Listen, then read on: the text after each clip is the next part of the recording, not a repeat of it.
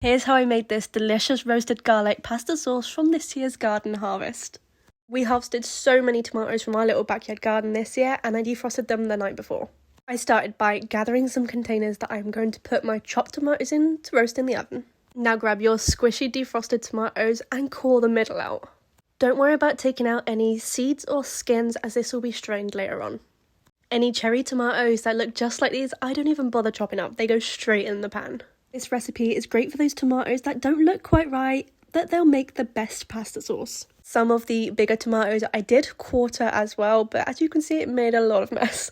Now our tomatoes have been picked and prodded, we're going to get some fresh basil, sea salt and cracked black pepper. Then roughly chopping a yellow onion and placing all around your tomatoes.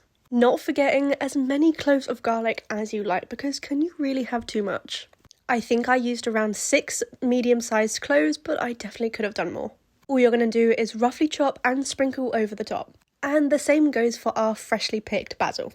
Next, you want to sprinkle a tasteful pinch of sea salt all over your trays of tomatoes. And drizzle over a generous amount of olive oil because we love healthy fats over here. It should look something like this, ready to be roasted in the oven.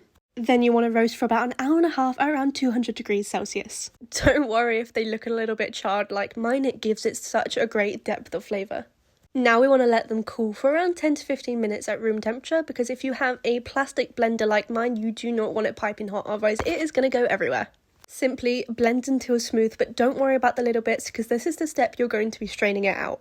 I actually completely forgot to strain it out, which is why you see another pot here full of sauce. So don't make the same mistake that I did, although this does look amazing before it was strained. It smelled delicious too. So here is the sauce as it's been strained, and here you can see that it has reduced in thickness, which is great. And whilst it's heating back up, we're going to get all of our jars, lids and rings washed. Now everything is clean, washed, ready to go, we're going to simply place our sauce into our jars just like this. It's really not that difficult. To help increase the shelf stability of our pasta sauce, we're going to add about a tablespoon of fresh lemon juice to each jar. If you are canning quart jars, I advise that you add 2 tablespoons of lemon juice instead. Then we're simply going to mix the lemon juice in and debubble the jar as we go.